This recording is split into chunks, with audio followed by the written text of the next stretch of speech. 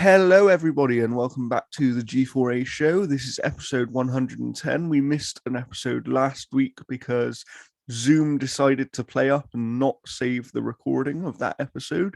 So you're getting a double billing of Jeff from Analog Stick Gaming because he's It's back too much, again. Jeff. How are you, Jeff? I'm doing quite well. How are you doing, Good, sir? good. I am good. Obviously, if you don't know me, my name is Jordan. I am part of the G4A network. We live here on the Eat Sleep Game YouTube channel and also on Spotify every single week. You can follow us at G4A Network on Twitter. And soon, I don't know exactly when yet, but soon we will have a new channel about movies and TV. So look out for that because I'm sure Jeff will pop up on there as well. Why Uh, not? and we'll talk about some TV and movies. So please follow us and look out for that.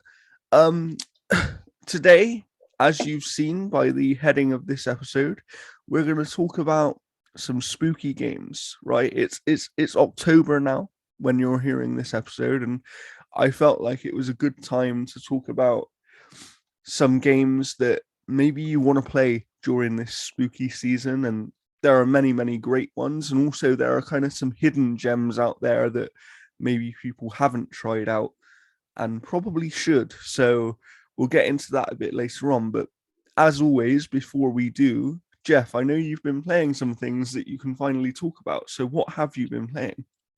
Yeah, I just dropped two reviews kind of back to back. So we got Hard Space Shipbreaker, which had been on PC for a little while, especially I think it was like an early access, and then it dropped a couple months ago just on PC, but it hit consoles lately, especially on Game Pass. And it's a very interesting game. My review, I kind of mentioned it as being almost like Power Wash Simulator in space, where it's that kind of game where you can just toss on a podcast and just kind of relax. It has some tense moments with like breaking apart a ship and then like the reactor about to go and trying to like hustle through the hallways and drag it out before it explodes. But there are ways around that.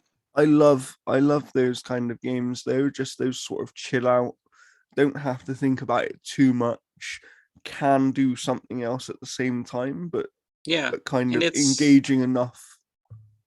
Yeah, it's neat. You get like a variety of different tools and things to essentially break a ship down because like what it is that you work for this corporation who essentially like destroys your core body and clones you and you become like the working man with this like $1 billion debt Oh and you wow, rent a okay. lot of your stuff at the start and you can earn that stuff and eventually earn your freedom if you've dismantled enough and salvaged enough. But you That break actually ships sounds down. really interesting.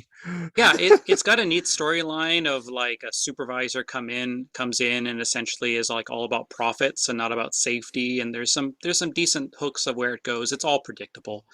But you break a ship Predictable. down. The thing is, you mentioned predictable there, but to me, predictable, I think a lot of people think that predictable story beats or whatever means that something is bad or that it's No, kind of not up it to is a snuff. good story. But actually sometimes being predictable is a good thing, right? And just because something is predictable doesn't mean that it isn't executed well. So I'm glad to hear that it's still good, even if it is a little bit predictable. Yeah, like the story is good. You'll just know where it goes. As soon as the supervisor shows up, you'll know exactly what's going to happen. But no, you break the ship down into a variety of different parts, whether it's salvage or whether it's like seats and cushions and all that kind of stuff. And then you kind of shoot that stuff into these different zones, and you just essentially break a ship down into nothing. And it's actually really good. It absolutely nails what it's trying to do. Nice. I just think that in regards to the story is it can feel a little grindy, but then at the same time, I do believe that is like the point of it. Yeah. Just Well, because like well, you are story the working man. wise, based on what you've described to me, I obviously haven't played the game yet, but based on what you've described, you're this clone essentially that has a working debt, right? Yeah. And you're trying to pay off this debt. And really, the game being a little bit grindy sort of fits that narrative Yeah, because that's what I that was just is going what at. would Yeah. happen. So that makes a lot of sense to me. And actually, I don't mind grind to a certain degree when it fits the narrative of what is happening in a game or Hmm. why you are grinding. For example, if there is a reason that, we see it in JRPGs sometimes, but if there's a reason that a boss is very powerful and you cannot beat them without grinding some more, as long as that makes sense in the world and in the story, then to me it's fine. It's when grinding is needless that it becomes a bit more like a chore for players, and I think Yeah. that's where it becomes an issue at that point. Yeah, I think where the grind kind of sits into this one a little bit differently, though, is apart from how you are initially about to tackle a ship, you're dismantling it in the exact same way every time. So that's where it can get a bit much in regards to that. And I think that's Okay. really the only part of the game that I think is kind of like not as great as I wish different class vessels had different ways in which the ships were constructed. Because essentially you're just burning away these yellow latches that allow the metal and plastics and all that kind of stuff to like dismantle from the core chassis. But like it's absolutely fantastic. And again, it's on Game Pass, so the barrier to entry is extremely low. Well, I'll definitely be trying it out because it sounds super interesting to me.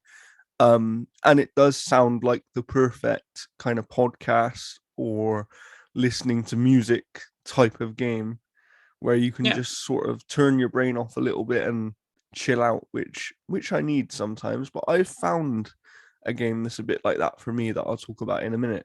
But I know you've been playing something else that actually you've spoken to me a little bit about and shown me a couple of screenshots, and Yeah. Um, this game looks amazing. So tell people about it. yeah. Solstice. Solstice is absolutely fantastic. It's got some rough edges. It is a small indie team that doesn't have a wide catalog of stuff. Their Yeah, stuff has been, double A at its best. yeah. And But also, hence the before we get more into it, hence the price point on this game. I know that here in the UK it's £35. yeah, So think about it in that kind of price point of this kind of maybe premium indie double A sort of space is what it's yeah, aiming for. it's uh, And that's what it's you're published looking for. by Modus. They've been hit and miss with some of their stuff, but it is essentially this team's attempt at making DMC. And I don't mean necessarily Devil May Cry, I mean DMC, the Hmm. one that Ninja Theory took, because Yeah. it shares a lot of similarities there in terms of being combat or combo focused, weapon focused, where DMC had those like angel and demon weapons where you could only attack things with the demon weapons or the angel weapons. So this tackles that the same way. And essentially what it is that you play as a character named Briar, who is an Ashen Knight. They are also known as a Chimera, which is a being essentially engineered by this religious sect called the Order to defeat wraiths. And they do that by infusing the soul of someone else into a crystal that goes in their chest.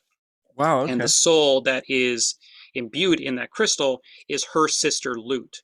And it's because Ooh. their bond is incredibly strong and stronger than most chimera bonds are. That seems like a somewhat deep story It's immediately. yeah, there's a lot of lore at that start, and but no, it does a really good job because like it's I think it's Stephanie Justin, I think is her name. She played Quiet From, in yeah, Metal Gear Metal Gear Solid Solid 5, 5. Yeah, yeah, yeah. and she Absolutely. voices both Briar and Lute, but you wouldn't be able to tell because like Lute's voice is entirely different. Oh And wow. it's well framed. It plays exactly like DMC. You walk into an area, enemy spawn, there's doors locked. You get like items and stuff that swirl to the screen saying this is your health or this is this, and like you earn shards based off your performance. You get rated during after all the fights. You don't have things flashing up saying awesome, spectacular, things like that. You get those ratings at the end, and then you upgrade your skills and your health and Loot is not just a secondary character. She Okay. tackles a lot of your defensive things, whether it's counters and stuff. I played the game half and half in I have a automatic. question. I have a Yeah. question quickly before you just move on to how you played the game. I was going to ask, how difficult is the game? Um, yeah, it is. I mean, like I played the majority of the game on normal. And some fights can get pretty brutal if you don't level up appropriately, if you don't tackle certain things. There are some annoyances that I'll get into that kind of had me drop the difficulty down just a little bit, just because like I was getting a little frustrated in some aspects of it, just because of how certain things work. But um, Loot does two things. She drops these fields, and it's similar to the angel and demon weapons, where um, the some enemies can only be defeated in the blue field, some can only be defeated in the red field, and the targeting is pretty bad. It's about the only part of the game that I can say like this needs work. And you have some fights that are like timed or certain things with challenges, and that's where I was like, the targeting, if the targeting was better, if you had a better ability to attack ranged enemies, because like you'll go and attack an enemy and you'll hit them back, but then there's no way to kind of like zip to them. And if you're defeating enemies that are in the blue field and you knock them out of the blue field, you can't see them, so you got to run to where you think they landed, trigger the blue field to see them again and fight. So I was getting really frustrated with like the mechanics on that aspect of it. I just dropped it down to human difficulty, and I had a lot more fun with it because I felt I didn't have to fight against a lot of the controls for that aspect. But Loot, what she does is she um, she is essentially like your counters and your deflections and stuff like that, in terms of like if an enemy is going to fire a ranged weapon at you or about to attack, Loot can freeze those enemies or shatter those projectiles before they hit you.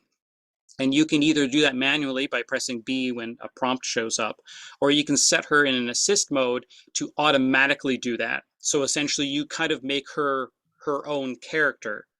Okay, that's interesting. And That's really I played interesting. half and half on that just because I felt that like it was really neat to see Loot just kind of like be her own character as opposed to you controlling both. But like the game plays exactly like DMC. It's got a lot of the same weapon, same types of enemies that you would see in something like Bayonetta, Hmm. except you don't have the weird baby angel faces all over everything. It's just more of like, you have scorpions with big red crystals all poking out of them, and like a variety of different enemies. But it also does a nice thing of like not going like, well, here's a red scorpion, here's a blue scorpion, here's a regular scorpion. Like it doesn't do that. It creates all new enemies as you go, and you'll fight a lot of them the same times, but it's got a small central cast of characters. You have another Ashen Knight in the form of Donovan, who is a chimera, but he doesn't use his ghostly partner. So there's a lot of mystery to that. Leighton, who's kind of like your shopkeeper, but he's also like the liaison between you and the Order. So he drops a lot of lore and whatnot. But it doesn't really go in a lot of typical ways with Briar and Loot. Like their bond is constantly at the forefront, and they're Okay. solving things together, like they're communicating all the time. But it is fantastic. And the picture that I sent you, the second last boss, my God, what a brilliant design. Holy hell. Like as soon as I saw him, I was like, screenshot, screenshot, screenshot, screenshot. And I'm like, this thing is so sweet. Like I'm sure that design's been kind of used before, but like that purple, that coloring, that lighting, like everything in that whole fight is just brilliant. It looks so freaking good. And it's got this like, I wouldn't say stop motion type of thing to its animations, but some characters kind of have this like, it's almost like the animation, like whenever you see people talk about animation when they're building stuff, they have like what are like the start state, the end state, and then the in-betweens. It's like those in-betweens don't exist to a certain extent. So the animations are very stiff in some instances, and they're very fluid in others. And the characters look fantastic. They almost have this like action figure kind of look to them. Okay, But that's interesting. it's a fantastic game. I Like, as soon as I saw the trailer and saw that it was DMC, I was like, I'm sold. Yeah, well, you showed me that trailer and I hadn't seen it previously. I'd heard weirdly, I'd heard of the game, but I hadn't actually seen anything. And Yeah, yeah, when you showed me that trailer, I was like, this actually looks great. Like it I don't looks think that great. game's been advertised other than the Modus E3 showcase. Yeah, yeah. Which is a shame because it does sound amazing. Like it sounds genuinely like a great, great game. Yeah. Um, and I assume you have a review of that up right now. Yeah, so by the time that this goes live, the review will be up. I should have the review up in about 2 or 3 hours. I just have to do a final pass on it. Um, Nice. but the last thing to quickly bounce off my stuff that I've been playing is Trails from Zero. Trails from Zero is the fourth Legends of Heroes game. It's the first time that Trails from Zero has come to North America in English. Prior, it was the only part of that and its sequel are the only parts of the Legends of Heroes games that haven't come over here in English. Um, and what's interesting about the English translation for this game is a bunch of fans were kind of tired of waiting for this game to come over here in English because the team that had done the Trails from Sky games. They just didn't bring this game over here, so fans were translating it. So a small little sect of fans formed this thing called the Geofront, and they translated this whole game, and not just translated, they just didn't flip the text from Japanese to English, they localized it. Oh They did wow. the whole nines of everything. And it's a mature rated game because they don't hold back on that translation. They go some places.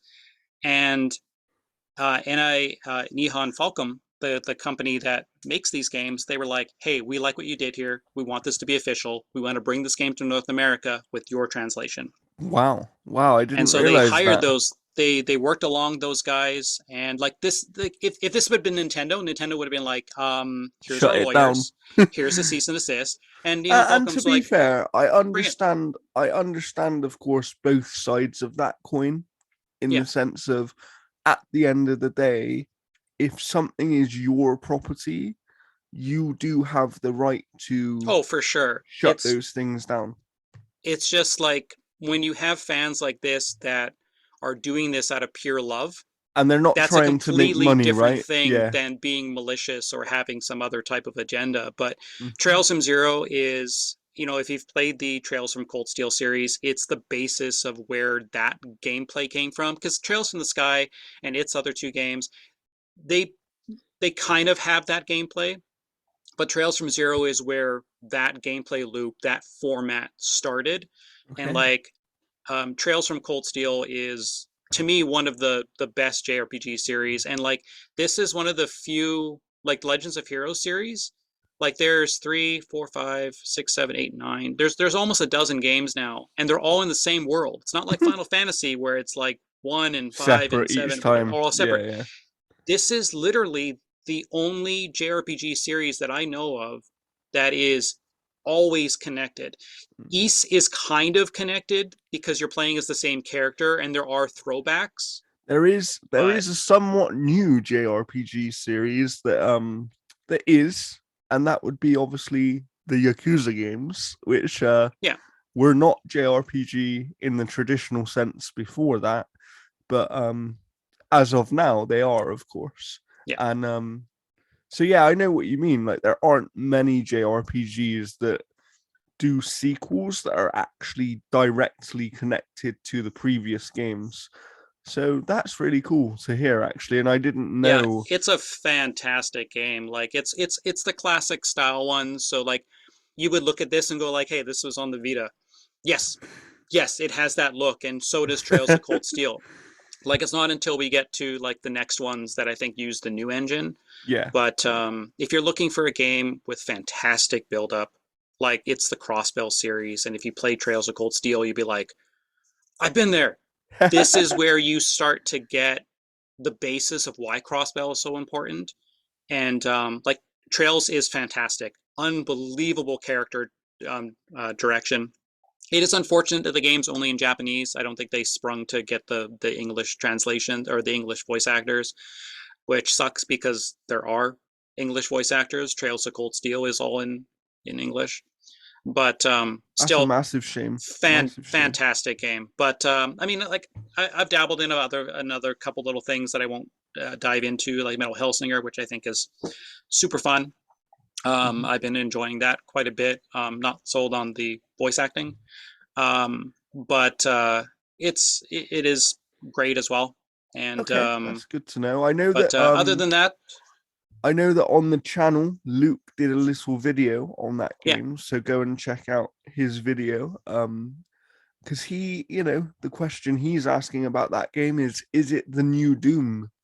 So that's a interesting I one don't to think think it about. is. I don't think it's going to have that cultural impact. I think from a gameplay perspective, sure, you can look at that, but then you get things like Proteus that just came out, which has that old classic kind of thing. And I think some of the animations in Metal Hellsinger are not great. Whenever you see the unknown kind of walking in the cutscenes, she has this like very robotic kind of feel. So I guess I that's don't, what happens when you're, not to make excuses for anybody, but just being realistic.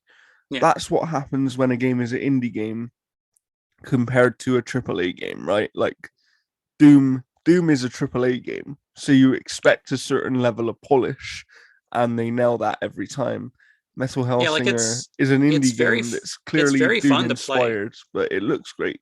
Looks great. It's very fun to play, very fluid. Like it is pretty fun. It has these like challenges and stuff which are pretty decent. They can be a little challenging, to Of turn that course. phrase on it. But that's the majority of what I've been playing. So Jordan, what have Yes. you been playing?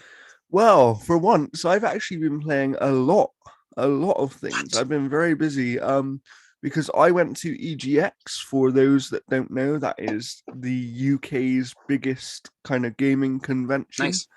Um, I got to play about 10 to 15 minutes of Sonic Frontiers, which is, to my knowledge, at least in Europe, the first time that people have got hands on with the game. Um, so that was really interesting, and it surprised me a lot, to the point that, I actually wrote an article on the outerhaven.net about it and why it surprised me. So I'll link that below, and you can go and check that out. But yeah, I actually think, and don't twist my words here, I'm not saying this game will be Breath of the Wild, but I think it will be Sonic's Breath of the Wild. And what Greatest I game of all time? I'm running with that, Jordan. and what I mean by that is I just think it will completely reinvent what Sonic is, because Sonic, to me, as a casual player of the franchise, but someone who's always enjoyed it, has never felt more at home than in the open spaces of Frontiers.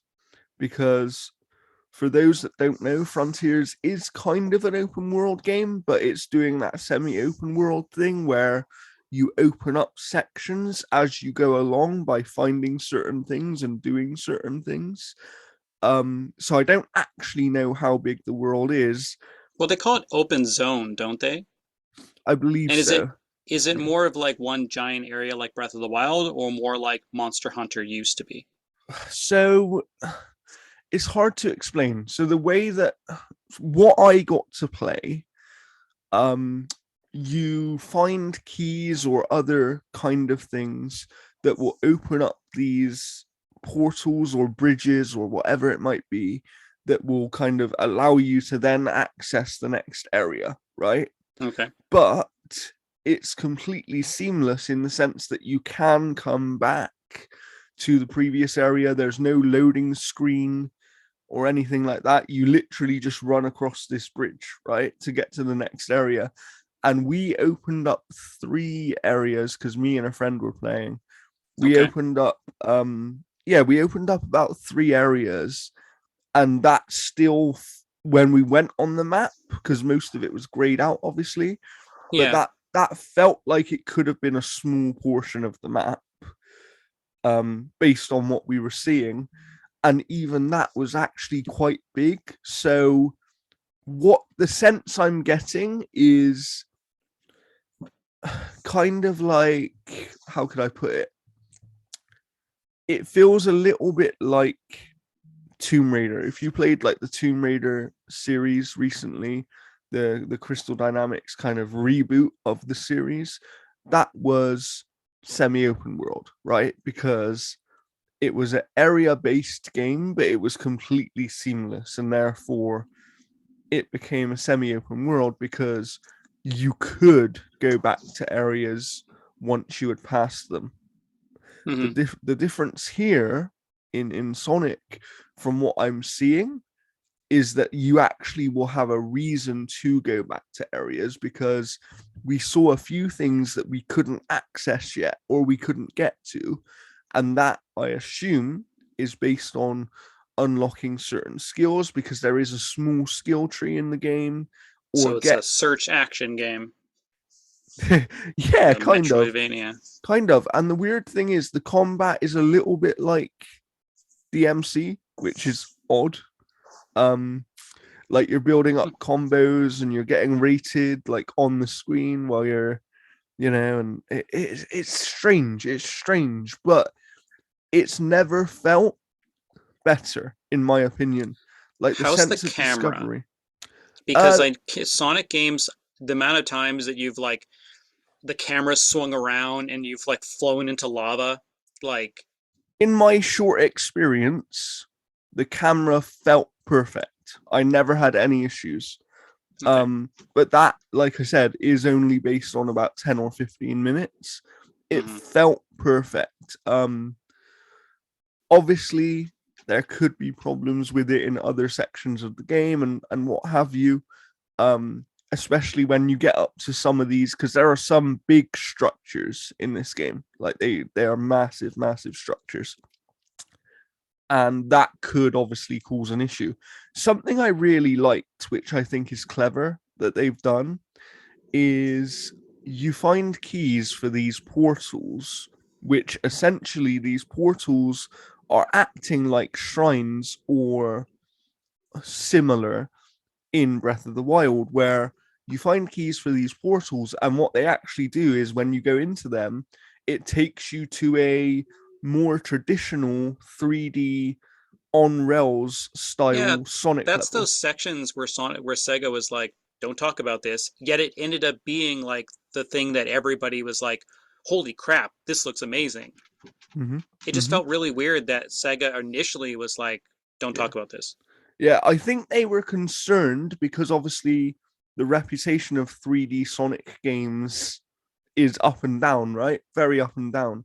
But I love that they've kept that in there as Hmm. some content to keep the DNA of what Sonic is, instead Yeah, of completely changing it. And this game really feels like it could really surprise people.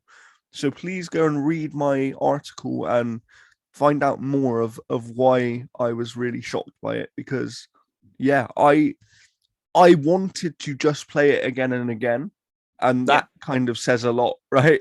That if 10 or 15 minutes can do that to you, then the game's doing something right. So I say it in my article, but I went from quite low interest on this game to definitely buying this game, even if it doesn't really pan out, just because I want to see what they've done, because I'm intrigued by this world and being able to kind of just find things, and the sense of this, the sense of discovery was very much like Breath of the Wild. It was kind of like, Hmm. oh, what's over there? Or if I go onto this rail, where does it lead me? And what can I get to? And you would find like, I don't know, Chaos Emeralds, for example, just randomly in a box somewhere Mm. that you might not even ever break that box necessarily. But it then gave me the sense of, oh, okay, anything can be anywhere, right? And there's environmental puzzles to open up certain things, and even to unlock some mini boss fights. And the mini bosses, at least the one that we saw, was a literal tower that would then jump up in the air and float around above you. And it felt, they felt very, if there's more of those, which I expect there will be based on what I saw on the map, they feel very like the Guardians in Breath of the Hmm. Wild. And, you know, to the point where they're literally shooting like a laser at you, a big red laser. Um, Sonic's boost meter is very, like, pretty much identical in design to the stamina meter from Breath of the Wild. So they've, and to be fair to them, they have worn that inspiration on their sleeve, right? They've talked Hmm. about how what they're trying to do with this Sonic is what Breath of the Wild did for Zelda. And while the game might not reach those Breath of the Wild heights, and I don't expect that it will, I do think this is going to be at least a good Sonic game based on what Yeah. I played. So I think people should really be keeping an eye on it. Um, and then yeah, outside of that, I have been playing FIFA 23 because I'm reviewing that for the Outer Haven. So that review might, well, should be up by the time you're hearing this episode. But I'm a very busy person, so who knows? But yeah, for FIFA fans, I think there's some good changes here. I think that, you know, it's evolution rather than revolution in many ways, but the game does feel different to play. They make some presentation improvements. They obviously have a lot of modes, and Ultimate Team is kind of as pay to win as it ever has been, but Hmm. that's become expected at this point. So Oh, they fair make so enough. much money from it. Yeah. Um, but yeah, it feels like a good send off for the FIFA franchise because if you don't know, next year's football game from EA will not have the FIFA name. So this is the final one. Um, and it does feel like one of the best. So, you know, is it massively different? No. Have there been massive changes to anything outside of Ultimate Team? Not really. But where that change comes is in the gameplay, and Hmm. I'll talk more about that in my review. So, you know, go and check that out. If it is out already, we'll also link that down in the description on the YouTube. Um yeah, and then I've played one more thing, and then there is a game that I want to talk about. So I played last night. Well, I say that I played earlier this week on a work account, um, just because I was working and had a bit of spare time. I played a little bit of Grounded, which obviously had its Hmm. full release very recently.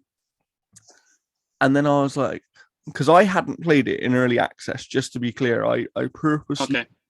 I I played a little bit purposely of it. avoided it because I just thought I want the full experience because this looks like a game I'd enjoy, and I don't want to be soured by having kind of this half baked experience, right? Um, so I waited and I had a lot of intrigue. Obviously, that like played a little bit of it, like I said, on a work account, and then I restarted it last night on my own personal account, and I really like this game a lot. I think they do some really clever things with the. If you don't know, it's a survival game. It's basically Honey I Shrunk the Kids, but in video game form. But that what that does create is two things: a really interesting and unique setting for video games, because I don't think we've seen a setting like this before, really, certainly within this style of game. And then the survival aspect of the game is just really approachable. Like they make Hmm. crafting easy, they make finding things easy. Like the game will actually tell you, it will point out where to find certain things. When it wants you to craft a certain item or whatever, the game will tell you where to find those things.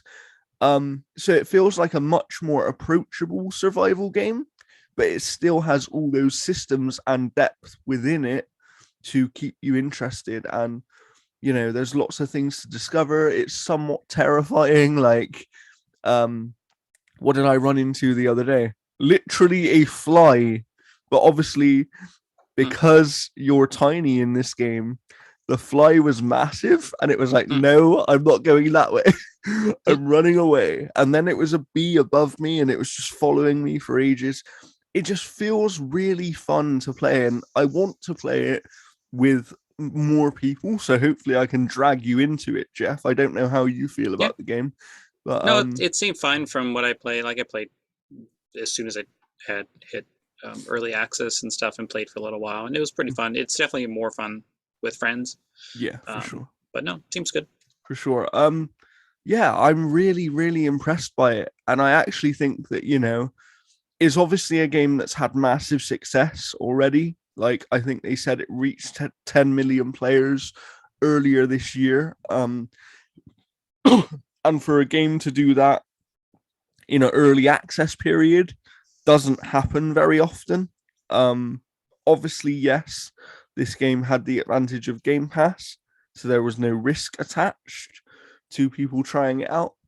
But it still doesn't happen very often. And this game, I believe, was made by no more than 20 people. So Yeah, Obsidian's got had three projects in the pipe because they had Grounded, they had that Pentiment, historical looking Pentiment, Pentiment, and then they're working on Avowed. yes, yeah, and they are technically also working on Outer Worlds too, right? So, Yeah, yeah, so they're they're a very busy team over hands in there. many pies.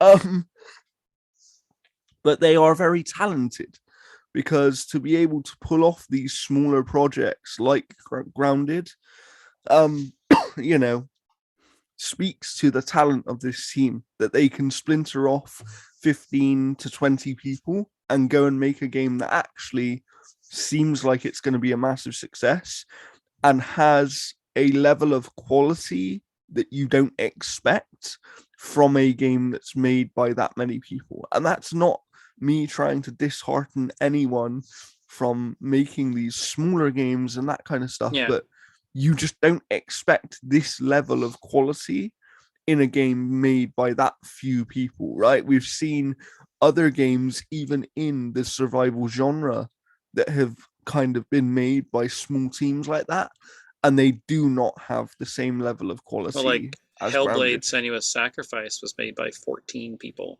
Yeah, I know that's You know, crazy, right? so I mean, small teams. Like I think it just comes down to It's um, talent. like the team lead essentially in terms Mhm. of wrangling all of it, Yeah, because of you even course. get people like Playground Games that have just refined that Forza Horizon type of gameplay. Yeah. So for them going into Fable, I'm Mhm. confident because that team has been able to execute on everything that they've been doing Yeah. like So they flawlessly. so they know how to execute things, right? And then it's just Yeah. translating those skills to a different genre. I get that.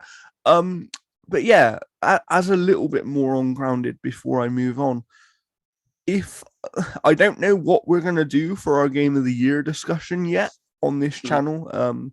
We'll figure it out, and we'll figure out what the exact parameters are because we're getting close to the time for that discussion.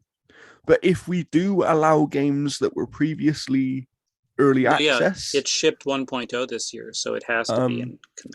You know, I feel like this game is no doubt going to make my list. Like yeah. I've only played a couple of hours so far, but it is one of the best games I've played this year, and it is probably one of the games I will end up playing the most of. So and even as someone who was intrigued by the game, I didn't expect that going in. So please, if you're any kind of fan of the survival game genre, or even if you've got children and maybe you want something to kind of experience with them, this game's the right kind of setting for that. And it's a it's a it's an approachable enough game that people of all different ages should be able to And it's play got it. a arachnophobia mode too, It where you can does, turn them into like little which is ping pong amazing things. because I didn't Although expect that. how they handled that in that trailer, I think was the wrong way because they showed the spider and then tweaking it as opposed to like having it tweaked already so that people who watched it didn't get triggered essentially off of it. Yeah, absolutely. Because And the reason they have that, just to be clear, they put a couple of warnings up about it, but it's because in this game, because you are small, the spiders are much bigger than you, basically. And if you're someone who suffers from a fear of spiders, that's going to be even worse for you, right? So you can go into the menu and basically make them not even look like spiders. Hmm. So check all that stuff out. And one thing I loved as well, just from an accessibility point, is they immediately on loading up greet you with, would you like to go to the accessibility menu? Like, they ask you and they don't They just don't hide hide it it away. away. So I love that, and I think that's a great thing that more games should do, because sometimes these accessibility menus are actually really hard to find, but that is the immediate thing that some players need. So why not? We've seen some games kind of um, add them into the initial setup of the game and things like that, but I do think greeting players, at least on that initial setup at the start menu of, would you like to go into the accessibility menu? And it's just a simple click yes or click no. It Hmm. would make it much easier for some people. So I love that. And then the last thing is not a game that I played, but is somewhat related to the topic today of horror games. And that is, I did a developer interview very recently about the upcoming Texas Chainsaw Massacre game from Sumo Digital Nottingham. I sat down with Darren Campion, the executive producer, and also Kelvin Moore, who is the design director. I I kind of wrote up that entire interview over on the outerhaven.net, which will be linked below. But this is another game that I went in with kind of, where does this game fit? And is it just going to be another Dead by Daylight? Is it just going to be another Friday the 13th? Or are they going to try and do something different? And I came out genuinely shocked by, one, the clear passion from this team to create something meaningful using the IP, and not just like, oh, this is a game using the IP for name value, right? Because we've seen Yeah. that before in the industry. But what this team is trying to do is build on the universe of the Texas Chainsaw Massacre. The game itself is a canon kind of prequel where it's set a few months before the original 1974 movie. Um, Hmm. so it's an actual canon thing. They've worked with the IP holders on doing that, Nice. and they brought back one of the original actors. So the original actor for Hitchhiker is voicing the character in the game.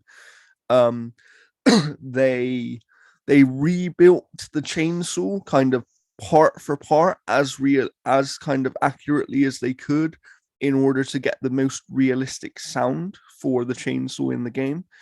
Um, and then the other thing is, when we're talking about motion capture, of course, with motion capture, you can technically get anyone to do it, right? You can get anybody you like, and it doesn't really matter. It's motion capture Yeah. data, which is more about animations. But they went the extra mile of trying to find people, of a similar body type and a similar stature to these characters in order to, again, get the most realistic kind of animations they could in terms of motion capture. And then I think they were telling me that they took about 40,000 photos for like photogrammetry data to then put in the game, and things like flowers from Texas and the actual Hmm. bird sounds from Texas, not just random bird sounds. Like, they got bird sounds from Texas themselves. um so they went the extra mile in terms of authenticity. But the thing that most impressed me and excited me about the game is because, if you don't know, this game is a 3v4 kind of asymmetric horror game, right? Hmm. You have killers, you have victims. So Okay. three of you will play as the family. You play as, Leatherface, Hitchhiker, or the cook, and they each have their own unique abilities. The other four of you will play as victims who are trying to escape, and there's obviously different ways of escaping and such. Um, they also have Grandpa as a character in the game, but he is an NPC who essentially helps the killers by alerting the killers. So on the house map, on the family house map, he will alert the killers to the presence of the victims in the house, because Mm. the idea is that he knows the house so well that he knows where they are without even moving, right? Um, Mm. and you can upgrade him to kind of help you more. And they Okay. were they were saying that each killer will have their own sort of skill tree as well. So, for example, the cook has this hearing ability, which allows him to kind of pinpoint exactly where people are. So it's almost like supersonic hearing in a way. Um, and it's it. One thing they were really keen to sort of say is that the 3v4 dynamic makes it much more of a team-based game, which makes it more strategic. So, for example, one of the clips they showed me, because I didn't get hands-on with the game, but Yeah. one of the clips that they showed me was the cook kind of chasing somebody outside, and Okay. then Leatherface kind of comes around the corner and gets that person, right? Because the victim is quicker than the cook, but but they couldn't get away from Leatherface with his chainsaw, So Mm. so I think it's going to create some really interesting stuff. And then going further into the gameplay, they talked about how they used lighting as an actual gameplay feature, which not many games do anymore. Um, because this map that I saw, the family house, and there are two other maps as well, but this map was in the daytime, right? So it's not a nighttime map, which is usually in a horror game, you would expect a nighttime Yeah. map that is completely dark and all this kind of stuff. But it's in the daytime or in the evening Hmm. kind of time. Yeah. And what they've done with the light is, say you're playing as a victim and you are in a shadow, if you stay still, in theory, you can hide in plain sight, because unless the player playing as the killer actually stops and takes a minute to look, they won't see you, because Mm. of how they handle the light in the game and the shadows. It's They've kind of played into using shadows as a hiding place. And that is something that you can't do in other games, right? Because most of the time, shadows and lighting are just aesthetic, whereas they've built this into the gameplay aspect of Yeah. it, and making it feed into the gameplay. And the same thing goes for audio. They were talking about how, say that you're in the house and you're three rooms away, but you have the doors open, something like Leatherface moving around with his chainsaw is going to Mm. sound completely different than when you're three rooms away and you have all the Gotcha. doors closed. So audio wise, the game will be completely different as well, which will also feed into gameplay. And I just think it sounds like what they've created is something that may well push the genre forward and reinvigorate multiplayer horror games in a way that we haven't seen for a little while. Because I think that some of these games got to the point where they were just kind of doing what these other games were doing, but with a new skin. Yeah. And this one feels like it's trying to do something very different and put its own spin on the genre itself. So I'm really looking forward to it. And it is going to be a day one Game Pass release. Mm. Is obviously releasing on other platforms as well. I will hopefully at some point in the future get hands on with the game. So hopefully, when that happens, I can come back and talk more about it. And I'm also trying to arrange for potentially one of the developers to come on the podcast and talk about the game more. So look out for that in the future. But I definitely think this game, coming out next year, and we don't know exactly when yet, but is a game that you're going to want to play during the Halloween season, during Hmm. that month of October, and that's what we're here to talk about today, Jeff. Other Oh yes. horror games that you should play in October, because there are so many great ones. So I'm going to start because I know that you have a certain list that you kind of want to go through. Yeah. But for me, over the last few years, I have, with a friend, excuse me, with a friend, I've kind of got this tradition of playing the Dark Pictures anthology games because they usually come out in late October and we play them for Halloween. They take 1 or 2 evenings each time. We played Man of Medan, which recently received an update with a brand new chapter to the game. So adding more story into the game there. And we played Little Hope, and we also played House of Ashes, of course. Hmm. And these games, while they are smaller budget and maybe they're not the best horror games you're going to play, like there are much bigger budget games out there and there are games doing different things, but that's not really what we're here for today. We're here for games that you should play. And actually, the Dark Pictures anthology games, and there's a new one coming out in November this year. So unfortunately, they missed Halloween this year because The Devil in Me, which is the next one, is coming out in November. But yeah, they are a great experience with a friend, or you can also do kind of movie night mode where you pass the controller between several of you. And I think it would be a great kind of Halloween, October spooky experience to play those games because through the course of October, you could probably get through all of them because, as I said, they're quite short games. I think the longest one is about 8 hours. Um, and then on top of that, more recently, of course, they made The Quarry, which is a bigger budget but similar game in the sense of it plays the same. It uses the same kind of systems as the Dark Pictures in the sense of it's a narrative driven kind of Hmm. choice based game, right? So you're almost interacting with a movie in that sense.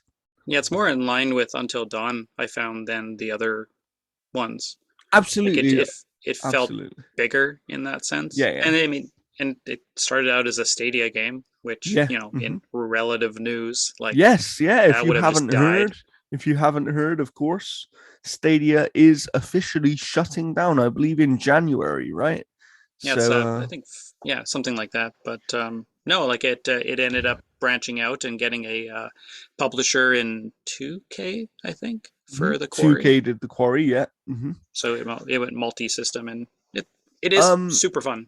and to be fair, The Quarry is a full priced game, so bear that in mind. But it is much bigger than because the Dark Pictures games are, I think, around £25 in British money. Um, Yeah. which isn't bad. These games are fairly cheap, and you can actually buy an anthology collection with all 3 current releases in that series. So, look out for that. But the Quarry is, if you enjoy those games and then want something on a slightly bigger scale with more polish and what I would consider, actually, in my opinion, Supermassive's best game. I think The Quarry is their best game because I think, yes, it's doing that teen campy horror thing, but it knows it's doing that and it does it really well.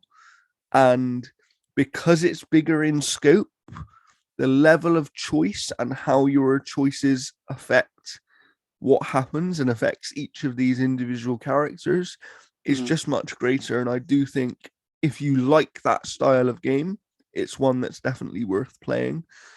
And then other than that, I wanted to kind of talk about, of course, one of the most famous horror franchises of all time, which is a very different style of game, but Resident Evil, because Resident Evil, we all know, has had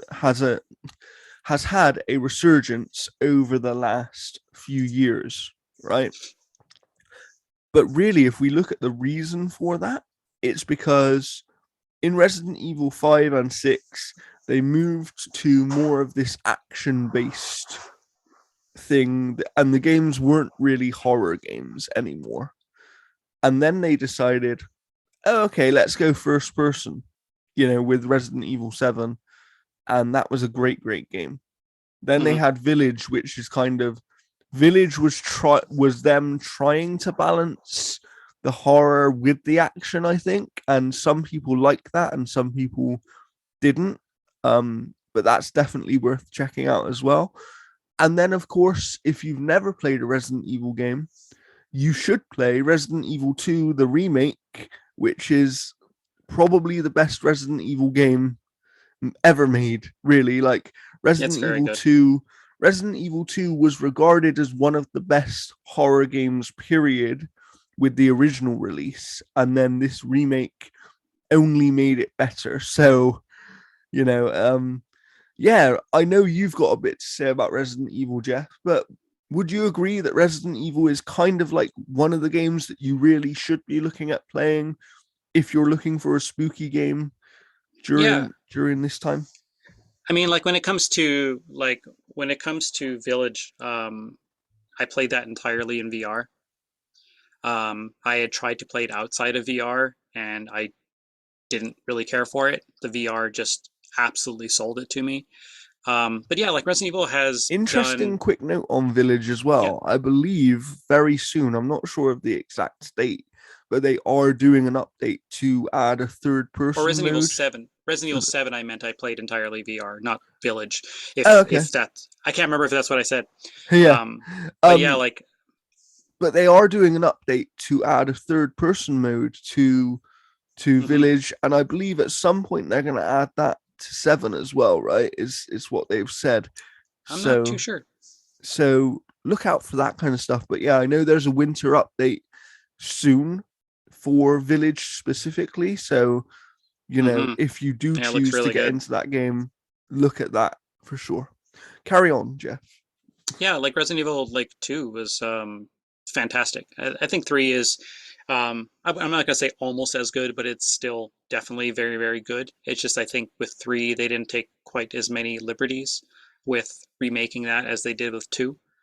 I think 2 just generally is a better I think experience. I think the problem is with 3, not to go on too much of a tangent here, but the problem with 3 is that 3 was a lesser game anyway.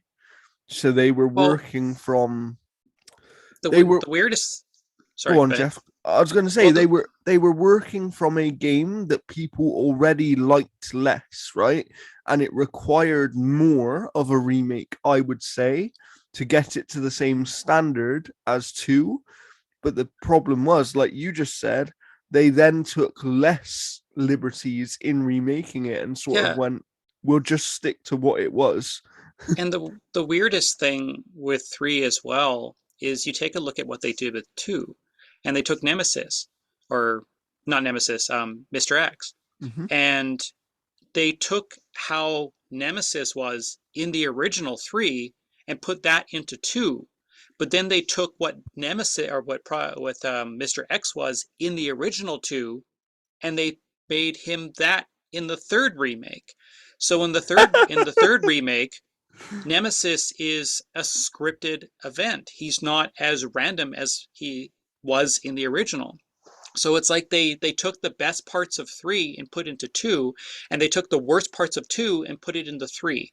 Yeah, And it's weird because like I it think felt honestly like. if Do you know what it felt like to me? And I could be wrong because obviously I wasn't on that development team, but it felt like they saw the success of Resident Evil 2 remake and then sort of went, okay, we have to rush. we have to rush 3 because 2 has just been a massive success. It's been a game that was in the conversation for Game of the Year, which was the Hmm. first time for a remake that had happened. Um, so I think that over at Capcom, they felt like they probably had to rush 3, right? And obviously, people are really eagerly awaiting Resident Evil 4 remake now.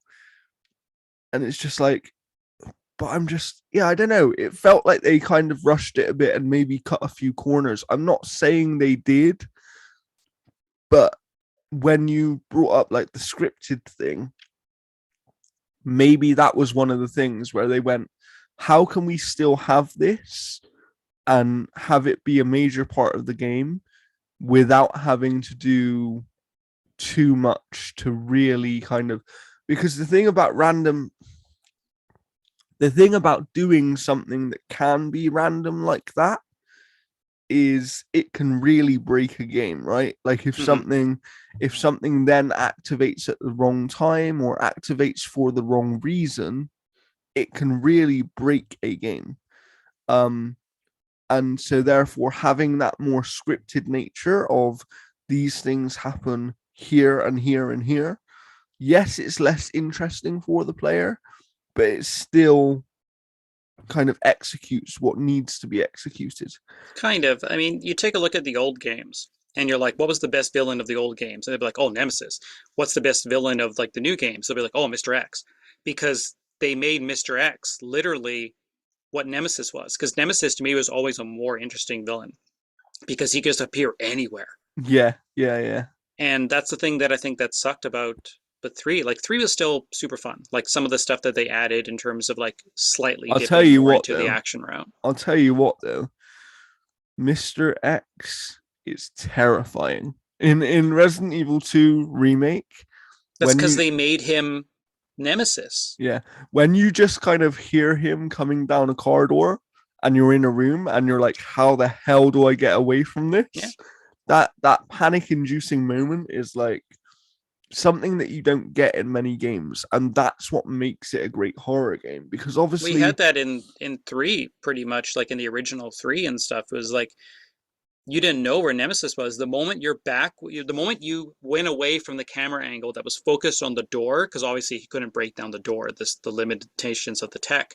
But the moment you switched to that new camera and also you heard smash, you're like, holy shit, and you're just booking it down the hallway. And that's the thing that was unfortunate about three was they took that away. They took yeah. the best parts of three away and Hmm. put it into two. Yeah. Well, let's, fingers crossed that they do a great job with 4. But I do still think that you should be checking out, if you're looking for a game and maybe you haven't played a Resident Evil in a while or something like that, Mhm. I would recommend Resident Evil 2 remake. I still think it's the of the recent Resident Evil releases over the last few years, I do think it's the best one. Um and that is because it was built on, of course, an already great existing game. Um, and depending on your age, you may have never played that game, right? Maybe you got into Resident Evil with Resident Evil 7. So yeah, go and check that one out. That would be my recommendation for sure. What else in terms of horror games, Jeff? Because I know there are obviously many, many big franchises. Too And many. I know that some people are eagerly awaiting the future of the Silent Hill franchise. Is that one that you would kind of recommend to people during this time of going back and maybe playing some of those Silent Hill games? Yeah. I mean, like, yeah, like I'll get into those there. I'll just kind of go through what I've kind of like prepped here. Because like you get games like Silent Hill that did remarkably well. Like it garnered a massive franchise. But then you get something where they were trying to reboot that with PT, and so like you get first person games I think that have really stepped up to be the forefront of horror, especially when you have the likes of Why do Um, you think that is? Why do well, you think first person has I taken think that kind of mantle?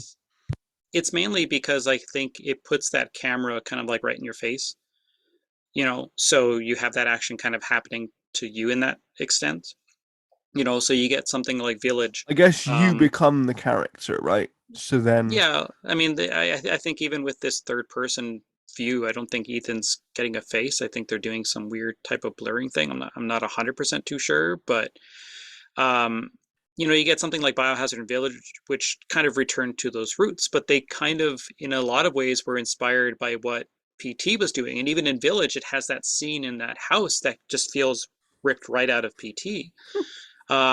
And again, with first person, you have something like Outlast, which was this indie title that has since had major inspirations on other titles throughout its history. But of this is also a course, title that was like made, and the developers were like, we're out of money. We need to release it. And it became this massive success with tons of sequels. And it also showed that horror didn't need to be entirely about combat, yeah. which is something that Resident Evil almost had too much of to a certain extent. And Well, having like, to me, a lot of horror and the success of horror is all to do with the atmosphere. Like, yeah, you can create a great horror game in a weird way. It's going to sound odd, but just stick with me for a minute. You can create a great horror game where nothing ever happens. You just need to create this feeling for the player that mm-hmm. something might happen, that there is a danger, and then you can just, if you want to, just fake it. Just be like, oh yeah, there wasn't actually a danger ever. It's kind of like that movie, The Mist. Was it called The Mist? Where it's like, there's not actually anything bad, really. Like, you're fine. Just, you can do, to me, psychological horror is where you really kind of start to mess with people, and Yeah, you can do some really interesting things. And I do think first person view in particular plays into those kind of games. Like you're saying, with the likes of Outlast and stuff, like I know there's more to Outlast, but a lot yeah, of that was about the atmosphere and about the view that you had on that atmosphere. If that game and was in a different viewpoint, would it have had the same effect? Probably not. yeah, like because you were like hiding and hiding under beds and all sorts of stuff, which is again what Resident Evil Village did in that whole house sequence as well too. It's a shame that like PT itself didn't actually go anywhere. That Konami didn't really run with it and all that kind of stuff that happened. But So you on do the, get I was just going to say, Jeff, on before we kind of move on the going back to Silent Hill for a second, if someone was a fan of those games and maybe hasn't played some of the kind of newer ones that were maybe inspired by that type of game, um, what would you recommend to people? What would your recommendation be? yeah, like personally like. Well, games like Silent Hill have had some really decent entries. I think Silent Hill 2 is still likely the majority favorite. Um, Mhm. you know, uh, the villains, like the everything about that game, I think set the the aesthetic going forward because like the movies that have come out have kind of borrowed a lot from two in regards to like I think where the series kind of even just went everywhere has those amazing characters like Pyramid Head and you get like the nurses and all that kind of stuff and those characters have been And fantastic. and is there a Um, game that you can point to that you would say is kind of the best Silent Hill inspired game? there's I was trying to remember the title's name on it. Because there's been a few games that essentially have kind of borrowed a lot, whether it's like collecting items and Hmm. doing a variety of different things. I'm just Well, trying to track it down here. of course, there were, and I'm not necessarily recommending this game to people, but of course, one of the games that was inspired very clearly by Silent Hill was the Medium, right? From Bloober Team, and they've done some really interesting games themselves, and it sounds like they might be working on a remake of Silent Hill or some kind of Silent Hill game. Um, is there anything from Yeah, like them that you'd recommend? the game that I was trying to remember that was kind of like Silent Hill was Tormented Souls. Okay, Um, nice, nice. which is it has that kind of clunky nature and all that kind of stuff. Um, but yeah, like you get Bloober Team, and they had Layers of Fear and Layers of Fear 2 and Observer and Medium and stuff. I feel And that they're like gonna have layers of fears as well coming yeah, soon. which is a combination of the first two games or something like that. Hmm. Yeah, Bloober Team, and they're rumored with that Silent Hill remake and all that kind of stuff too. Bloober Team for me has one trick, and that is essentially when your back is turned, change what's behind you. And they Yeah. did that with Layers of Fear 1 and 2 and all that stuff. And I think that they are a capable studio, but I Mhm. don't think they go enough with their games. Because I mean, like the Blair Witch and So stuff. would you say, and I'm not again. I actually I am quite a big supporter of Bloober Team. I think they are really really good at what they do, and I think they're one of the only teams that kind of want to specialize in horror because there aren't many teams that are trying to do that, right? And would you say then that maybe sometimes they play it a little too safe and they actually don't go Yeah, far enough? and I think their writing is not terribly impressive. I mean, the medium's kind of ending is wildly controversial in regards to Yeah, sympathizing with yeah. certain things, but Of course, of you know, course. their their games are good. Yeah, yeah, They're yeah. good. I don't think they're great.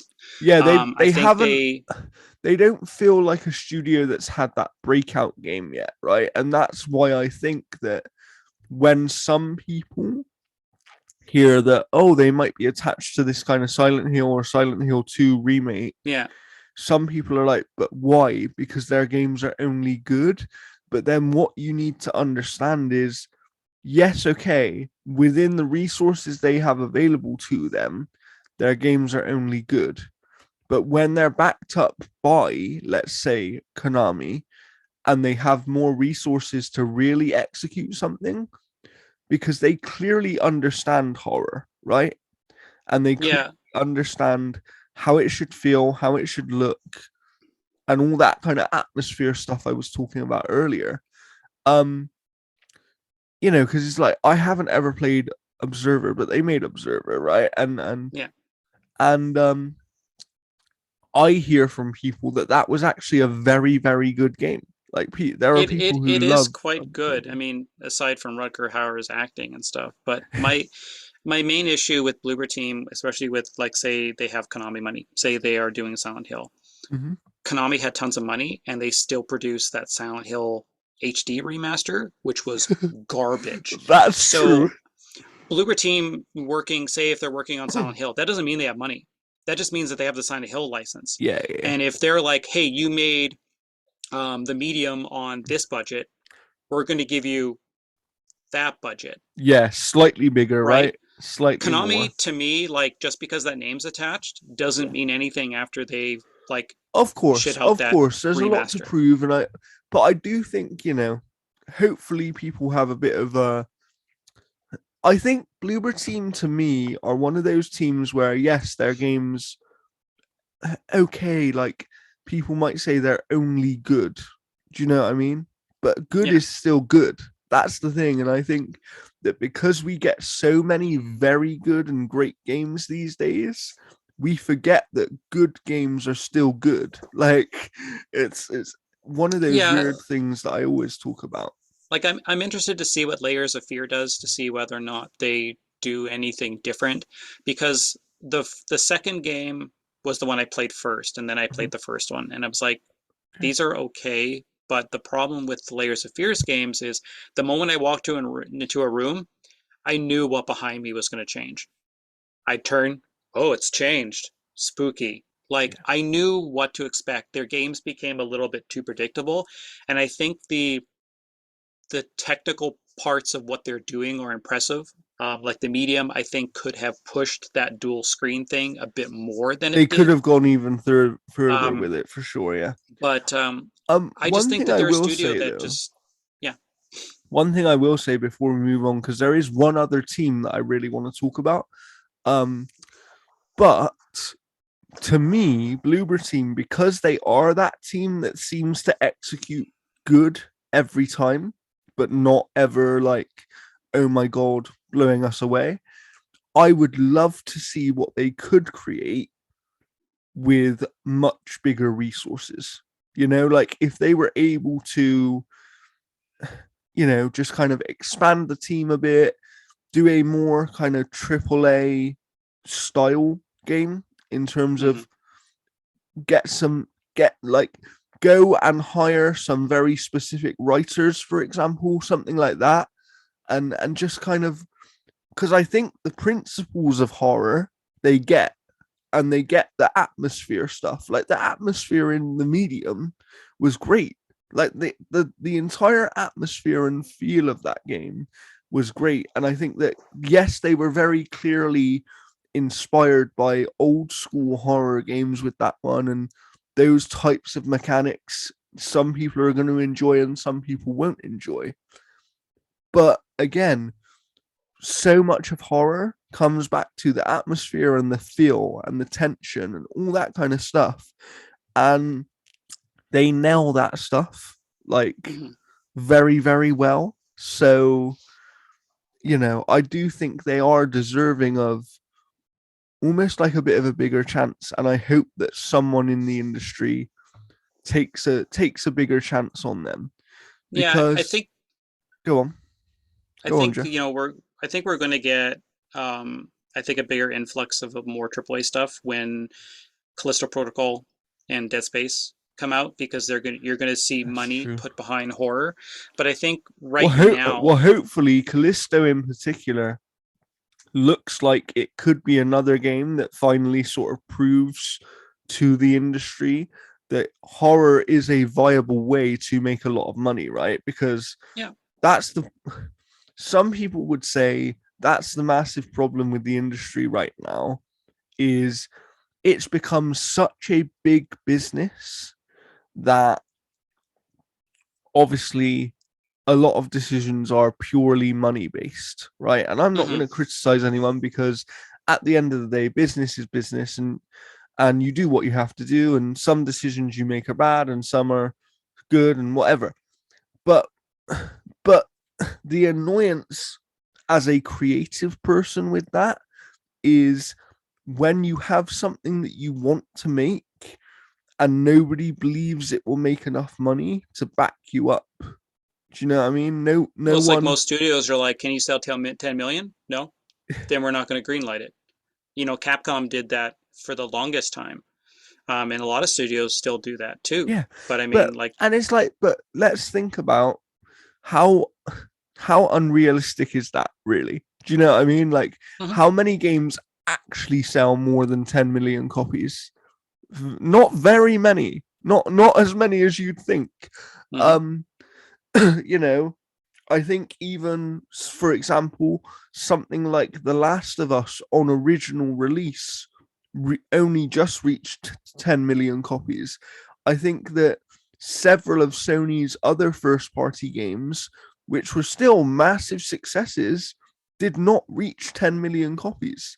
Like, there's a Mhm. reason that we always hear about that 1 million number, right? Because realistically, if you get your game into the hands of a million players or you manage to sell a million copies, in some way you're a success because Oh yeah, for sure. there are many games that don't even do that.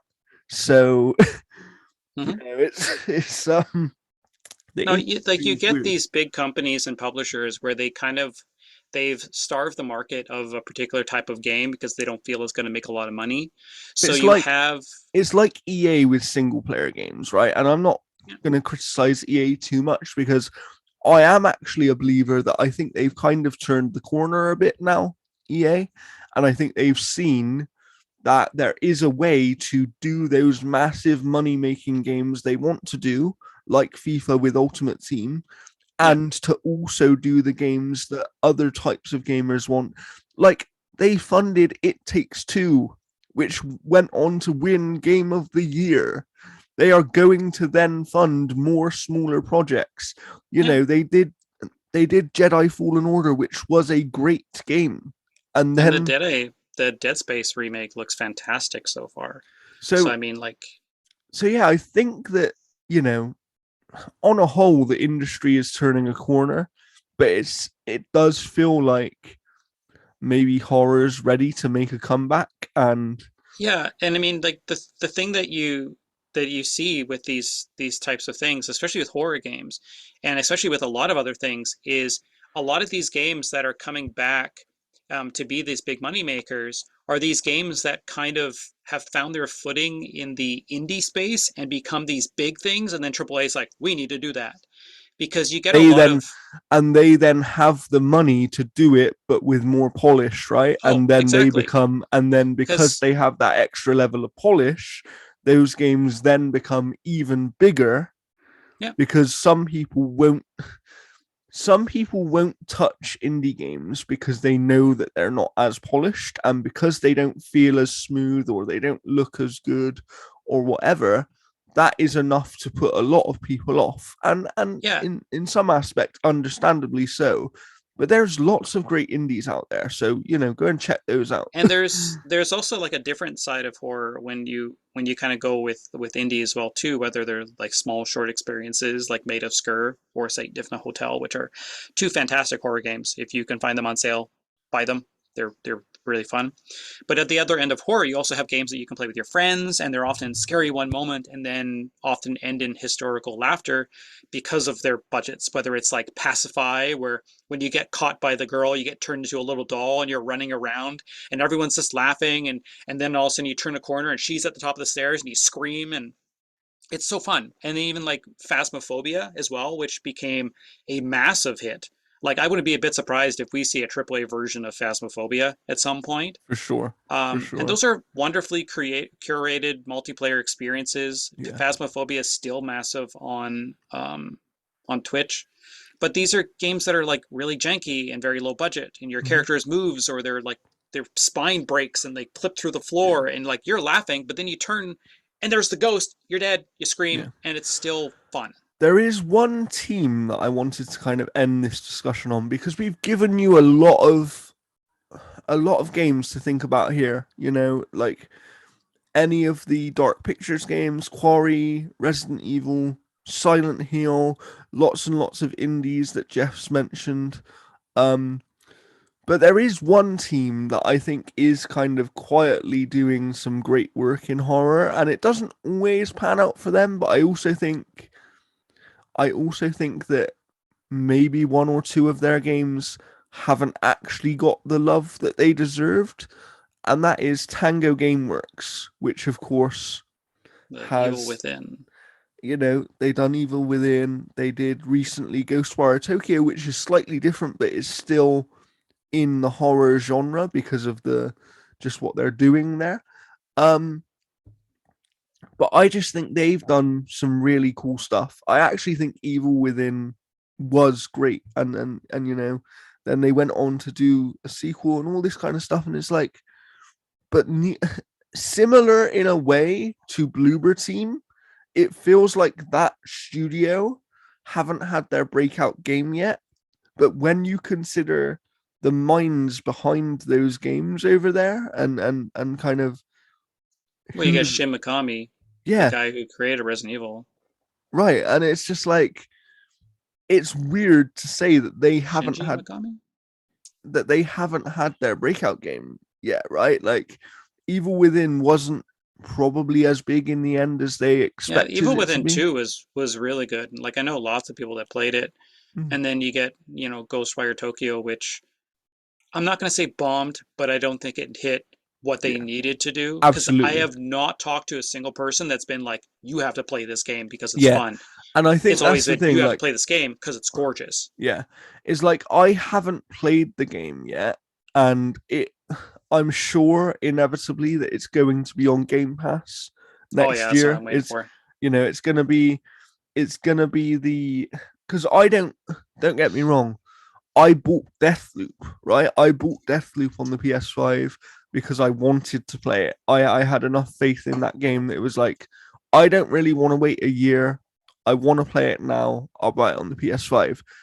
I haven't felt that way with Ghostwire Tokyo, where it's like, I can see that it's probably quite a fun game to play, and there's probably some interesting experiences to be had within that world, but Yeah, it doesn't feel like a game that I have to play, which goes back to what Jeff's just saying there. And, hopefully it yeah. will be on Game Pass next year, My and then we friend can all bought try it a out. PS5 a little while ago and then bought Ghostwire Tokyo. I'm like, oh no. I'm like, it's not that great. She's like, oh, I'm gonna try it. I'm gonna try it. And then like a couple days later, I get a text. Yeah, it's not really that great.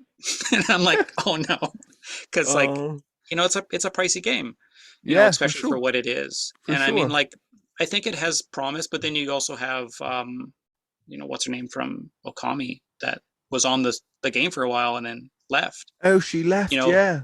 so I Ah. wonder kind of like what parts of those games and stuff were maybe scrapped Mhm. or like in production. Absolutely. Like, you know, And also the other thing is, and who knows? Because obviously Tango is owned by Bethesda, which is owned by Microsoft now. Um, but again, they just struck me as one of those teams that actually, with some slightly expanded resources and maybe being able to expand those teams a bit, I think they could do some really interesting stuff in the horror genre because they kind of have legends of the game over there. Do you know what I mean? They know this genre because within games they helped to create it in many ways.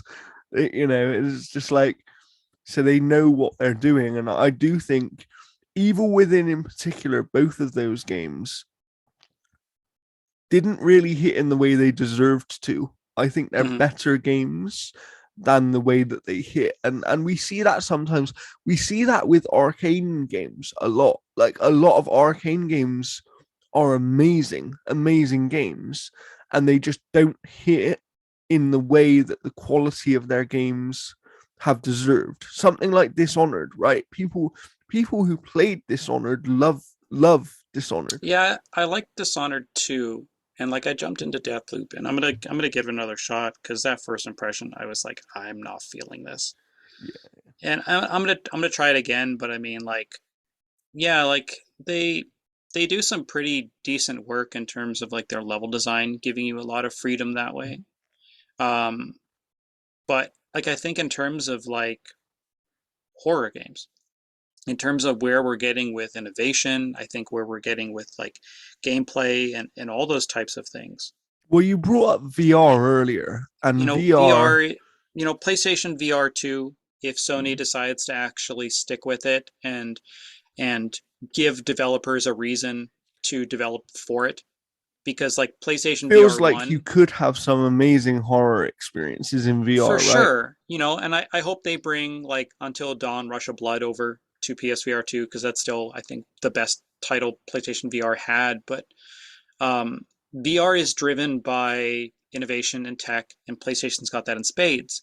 But they also have to make sure that consoles are out there. They also have to make sure that they're supporting it because, again, Absolutely. PSVR 1 died Mm. slowly because Sony did nothing with it themselves. They relied on third party companies to push that stuff out. But whether it's VR, whether it's anything like that, and whether it's a first party title that has the money behind it, I think the innovation for horror and I think the um, popularity for horror is coming from a lot of indie developers that are taking these risks, producing small stuff that have these gameplay twerks. Like you take a look at like Mortuary Assistant, which came out of nowhere, and it was wildly popular. I think indie has a very special place when it comes to horror because they're filling the gap until we get AAA to pay attention to it. Absolutely, absolutely. And I think we've seen that with other genres previously. And not to say that not to say that there isn't creativity in the AAA space, because there definitely is. And I think that, as a developer myself, I Yeah, think that sometimes there's creativity in the AAA space that just gets ignored or doesn't Well, it get, gets suffocated by a publisher that's like, we push 10 million units? yeah. No, Um, then work on something else. and yeah, I just think that, there's creativity. There are games that kind of do interesting little tweaks to a certain genre or whatever. And that does still happen in AAA, but I think there's so many AAA experiences as well that we don't notice it as much, right? Because Mhm. there's is almost like an oversaturation in the market of I would, so many big budget games. well, yeah, but I would say there's almost a bigger market for indie horror games because if you just type horror on Steam, for just for indie, you're gonna have honestly 58 titles just in the past like 9 months of Wow. horror. Because like everybody was like, well, if Konami's not gonna make PT, I'm gonna make T. And then you have something like But Visage, I think, of course, or Allison Road. and this goes into somewhat a deeper discussion that we could have about development and all those kind of things. So we won't have that today. But I think that one thing about indie is when you don't have the money to achieve certain things, you have to be clever about what you're trying to do, right? You have to be clever about, okay, how do I stand out? Because I don't have the money to have the polish, and I know that. So how do I stand out and make my game something that people should play? And I Well, think that it creates this thing that happens, and we see it in the horror genre right now, where it's developers that take inspiration from AAA games that have come before, and they go, how can we improve on that, at least in a mechanical sense? And then they do it, right? And then it's like the circle of life within games. Indie developers do it, and then it gets taken to the next level by AAA, because AAA then see it as, oh, this thing's really successful. yeah. Let's kind of emulate it and take inspiration from it and do it better than they could because we have more money than them. And Because creation also comes from a lot of limitations as well too, because like you take a look at the first Silent Hill, and the reason there's fog in the city is because they could not render a city, so they're like, let's just do fog and hide yeah, it all, and that yeah, became the identity for that series. So when you see the HD remaster and they're like, well, we don't need fog anymore, it broke that game. absolutely, absolutely. So yeah, it's yeah, innovation comes from tech, it comes from people, it comes from limitations, and all of these things have to combine to create great experiences. Of course they do. And some great experiences for horror in particular are on the horizon.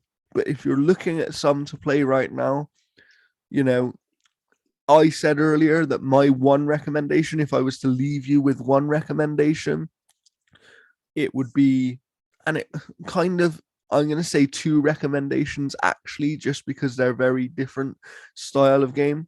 But The Quarry or Resident Evil 2 Remake would be my two recommendations for kind of games that you should play during this spooky season. I think they both offer very different things within that genre. So, And I think Jeff, the stores, where would you kind of leave your recommendation for people if you had to choose one or two well, games to recommend? I would basically take a look at each of your digital storefronts, whether you're on PlayStation, Xbox, Switch, or PC. And you're going to have a lot of those companies putting sales out before for Halloween because they want to get as many spooky games out there as possible. You can also take a look at like some of your favorite streamers because they're probably going to dive into a lot of those spooky games and so on and so forth. But if you're looking to play with like friends and stuff, like again, Phasmophobia is so cool because I think the atmosphere for that game can be like you panicking from nothing to shrieking from everything. So I think there's some fun there as well too. But I would say definitely pay attention to a lot of the indie stuff that's coming out or is out. You know, whether it's like Mortuary Assistant, Made a Skur was really good because it's based off like a real story to an Luke extent. Luke recently played Mortuary Assistant on the channel, Yeah. and it's one of the most hilarious things I've ever seen because it is spooky as hell, but it's done in this weirdly hilarious way, which is I don't know, it's just funny to me because that's something that's very hard to do with horror, where Hmm. it is still spooky and it is kind of unnerving, but it makes you laugh at the same time. Um, so I But think they've done a yeah, great job there, and I would recommend checking that one out. And if not, go and watch Luke's playthrough of it because he's done some amazing videos on it. So check that out. And yeah, I'll leave you with the question of the day, which is, what is your favorite horror game, either indie or AAA, or you can give us one from both because there's variation in the market of horror these days, and yeah, just let us know what is your favorite, or if you can't pick a favorite and you have a franchise, let us know what your favorite franchise is. Let's talk about horror games in the comments because it's the season for horror, and this feels like the right time. Um, and yeah, we will leave you with that. Jeff will be back on in 2 weeks, most likely, unless there's a weird technical problem again. Who knows? And I think that we're going to talk about fighting games next time round. So look forward to that if you're into yeah, the fighting Street games. Fighter 6 beta should be hitting, I think, next week. You can sign up on Capcom's website with your Capcom ID, and if you're lucky to get an email, you'll be playing some Street Fighter 6. Yeah, yeah. So look forward to that, and go and sign up for that if you want to, because I've played a little bit of Street Fighter 6 and How dare it's you? pretty good, not gonna lie. It's pretty good. So yeah, that has been episode 110 of the G4A show. We will see you next week, or I will see you next week. You can follow Jeff at Necromancer on Twitter. We'll link it below. You can check out Analog Stick Gaming also on Twitter. We'll link that below. All of Jeff's links will be below. Obviously, follow all of our channels, Eat Sleep Game. Um, so at Eat Sleep Game on Twitter, and also at the G4A network for the kind of wider network. We'll signpost you from that page to some of Jeff's reviews. We don't always catch all of them because the guy does a lot of reviews. Hey, I've Um, only had like 6 or 7 this month. All right, that's a lot. That's a lot. and I still work a full-time job, Jordan. um, but yeah, follow us, and like I said, if you're into movies as well, we'll have a kind of movie and entertainment focused channel coming out soon. So look out for that, because maybe we will reconvene this discussion and talk about horror movies at some point over there. So look forward to that. And yeah, and then next week MBZ is on, so we'll see what we talk about. He's obviously the Nintendo guy, and there's a few Nintendo games on the horizon, so we may do a little bit of a preview for those games, because of course we have Mario plus Rabbids coming out, the sequel, very very soon. And then we have Bayonetta 3 Oh also yeah. coming out at the end of the month.